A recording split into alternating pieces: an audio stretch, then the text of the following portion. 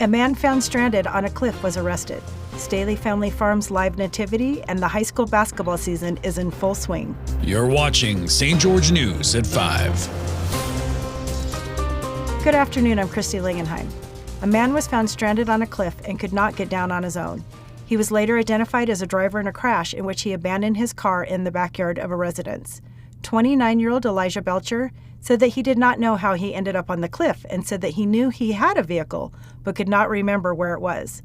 After the arrest, Belcher also assaulted 2 jail deputies during a fight that broke out in the jail cell. During the scuffle, Belcher grabbed a hold of one of the deputies' tasers and shot 2 rounds before officers were able to detain him. Belcher is now facing 2 counts of assault by a prisoner and 1 count of disarming a police officer. He remains in jail on a no-bail hold. A local foundation was recently launched by a St. George couple to help families that have lost a baby through miscarriage or stillbirth. Here's Cody Blowers with the story on why the Jones family started the Carry You project. The premature death of an infant can propel a family into a state of crisis and is often accompanied by a crippling shock for many parents that are unprepared for the nightmare they have found themselves in. This was also the case for Bryce and Nicole Jones, who told St. George News that they were shattered when they lost their baby, Lexi Scarlett Jones, who passed away at 26 weeks of gestation and was stillborn in February of last year. The couple entered the hospital pregnant, and instead of leaving with our precious baby, Nicole Jones said, they left with a box. And following the death was when the couple realized that what they wanted the most was to preserve as many keepsakes and memories of Lexi as possible during the brief time they had together. As a way to fulfill little Lexi's legacy, the couple created the Carry You Foundation that was launched in February, 1 year after their daughter was born still, to help those parents cope with the shattering reality associated with losing a baby, with several tangible items that can serve as keepsakes and can be cherished for a lifetime. The program relies on the generosity of the residents and businesses throughout the local community, and what started with the delivery of 70 kits back in February has grown to nearly 175 kits that have been delivered since the program's inception, with more kits on the way. Thanks, Cody. A farm in Washington City that is known for its haunted corn maze and festive Christmas light shows is offering a live nativity that displays the birth of Jesus Christ.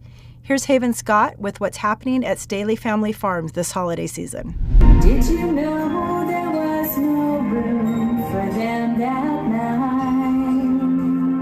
For the last 4 years, Staley Family Farm has been providing a drive-through light show, a holiday gift shop, and wagon rides during Christmas time on the farm. But for the last 2 decades in Washington City, the farm has been performing a live nativity scene depicting the birth of Jesus Christ put on by volunteer actors, said owner Sherry Lou Tate. The tradition that we've done for 20 years is our live nativity.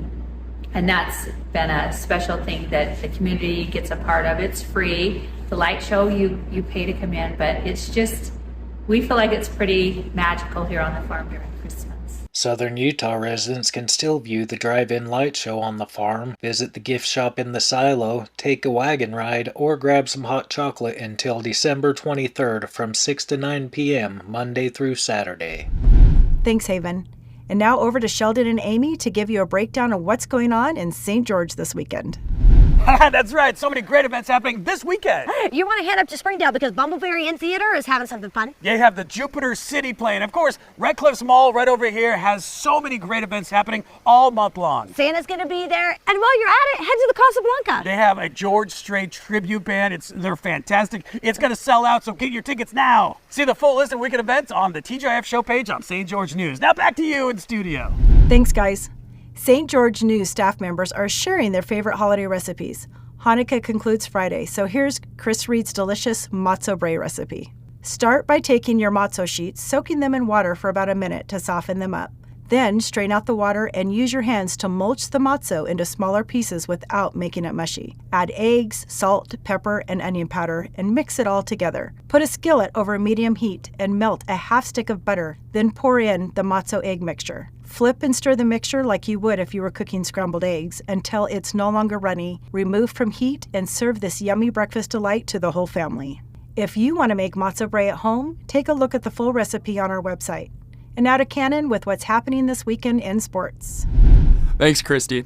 Boys high school basketball is picking up, and this Friday has a lot of promising games throughout Region 9. Hurricane versus Delta, Cedar versus Manti, Dixie versus Timpview, Snow Canyon versus Cottonwood, Pineview versus Westlake, Crimson Cliffs versus Riverton, and Desert Hills versus Logan.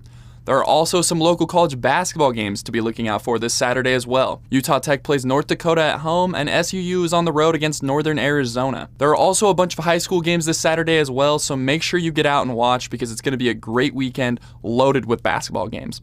Now back to you, Christy. Thank you for watching St. George News at 5. I'm Christy Langenheim with St. George News, your #1 source for local news. This has been St. George News at 5.